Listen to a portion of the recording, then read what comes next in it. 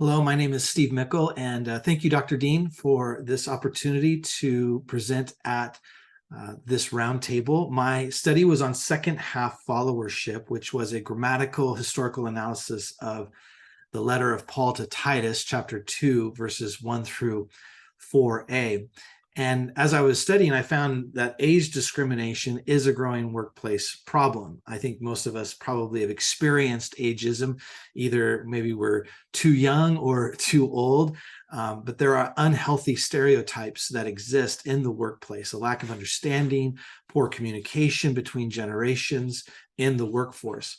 Regarding ageism toward the older generation, the most common work-related stereotypes included poor job performance, less willingness to change, less development potential. These were stereotypes.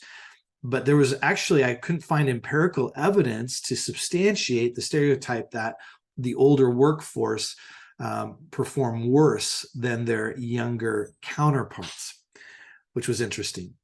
And so I focused my study on older followers with younger leaders, and found that the greater the age difference between an older follower and a younger leader actually ended up resulting in less organizational performance. But I also found that older followers' response to and relationship with younger leaders actually had a direct effect on organizational performance. And so the purpose of my study was to discover some essential traits of followers in the second half of their lives and the influence of biblical principles on followership characteristics. The grammatical historical analysis of Titus chapter 2, I found that obviously the implied author is Paul. The reason I say it's implied is because there are some scholars who are uncertain if it was actually Paul who wrote the letter, but I kind of went with what Dr. Henson typically does, is let the text speak for itself, which in the text, Paul actually labels himself as the author of the letter to Titus. The implied audience is Titus for the same reason. Paul mentions Titus as the recipient of this letter. And then the purpose of the letter, there's several different, I think, purposes involved, but the primary ones were to encourage Titus in his work on Crete, and then to help Titus know how to live the Christian life within the surrounding culture so that he could share that with those in the church in Crete. And then as I dug into this analysis, I found that really Paul was giving Titus instructions for Titus to share with older followers and younger leaders. The first was to teach sound doctrine. This was Paul, an older leader, to Titus, a younger leader, to teach sound doctrine. In other words, that Christian ethics should align with our espoused Christian values. And teaching sound doctrine really has less to do with ensuring Christians know certain things than living certain things regarding the Christian life. And that's really what Paul's after, is how do we live out our Christian faith in whatever context we find ourselves in. And so the statements that we see in verses 2 through 4a to older men and women specifically described ways to live out the Christian ethic in contrast to unhealthy leaders that Paul described earlier in chapter 1, who were teaching unsound doctrine regarding the Christian life. And so as we kind of go through this, Paul tells Titus to teach the older men to be sober-minded, dignified, and self-controlled. Sober-minded, really believe, most scholars believe the intent of Paul's wording here to be sober-minded, dignified, and self-controlled really was to encourage Christians to live a life worthy of respect. That's kind of the general idea in this context.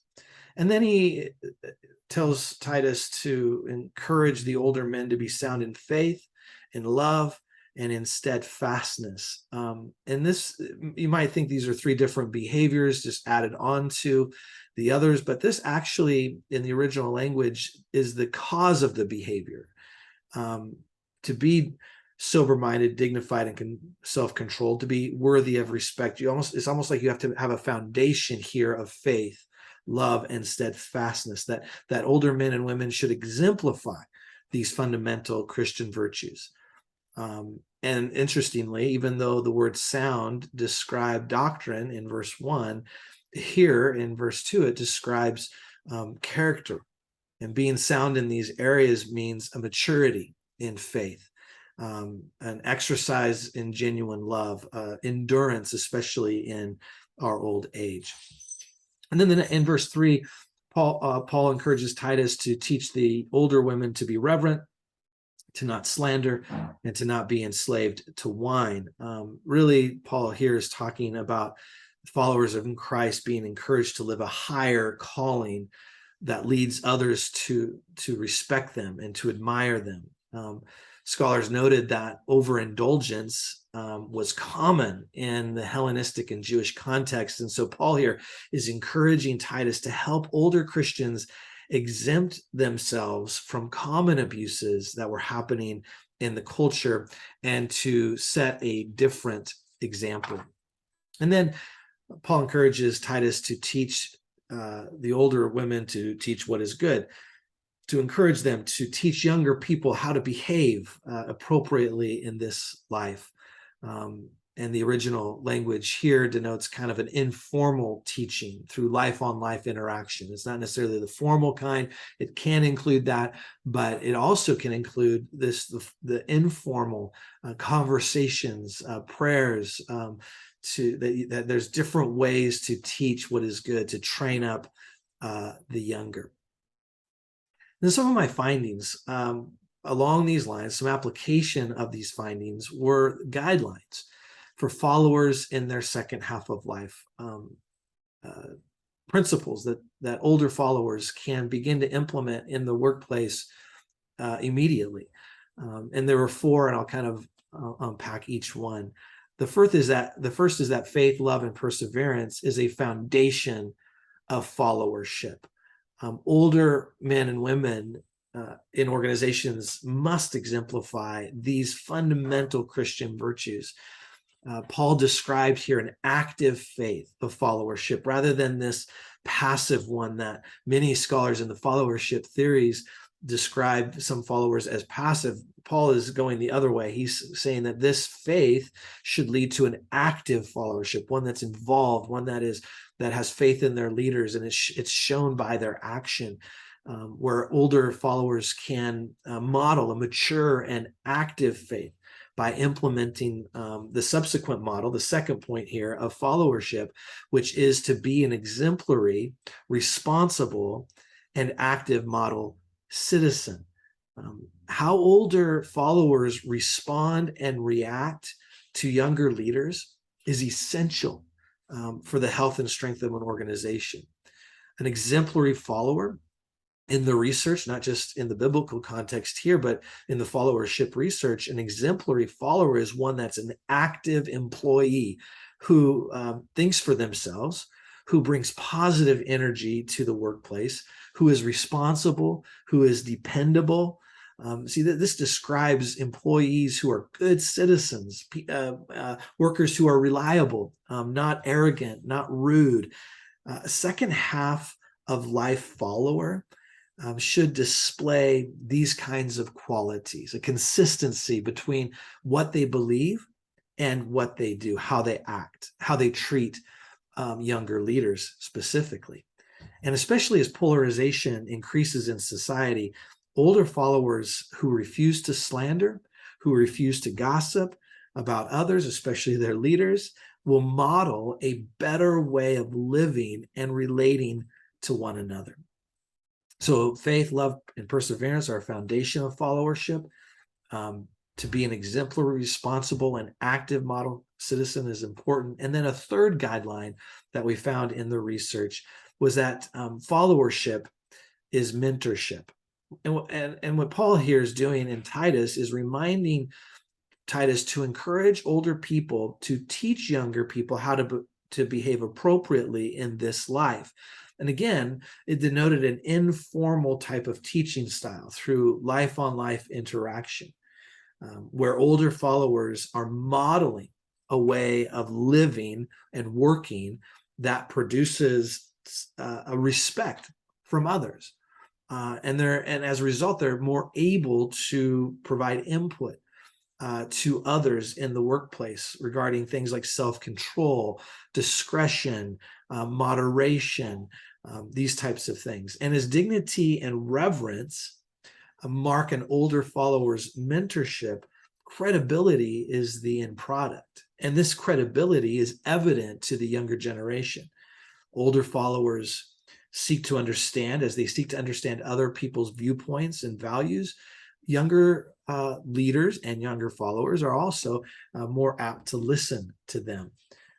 Organizations must encourage and equip older followers on how to mentor and who to mentor and how that might look. But followership is also mentorship.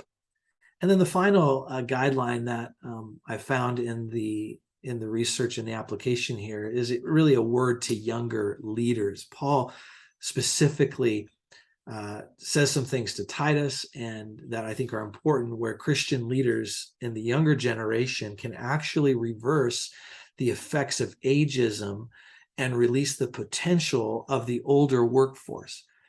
Younger leaders can seek to understand the values and the traits of older followers. And as a result, when they do this, they will experience the result of greater loyalty, but they will also be able to provide resources and opportunities for the older generation. Titus was a young leader being encouraged by an older leader to mentor the older generation in his church. And so as younger leaders consider their relationships, right, they must find and foster relationships that are above them and below them, where every younger leader should have a Paul in their lives, someone older than them, more experienced, that maybe has gone before, that can provide guidance, instruction, friendship, mentorship.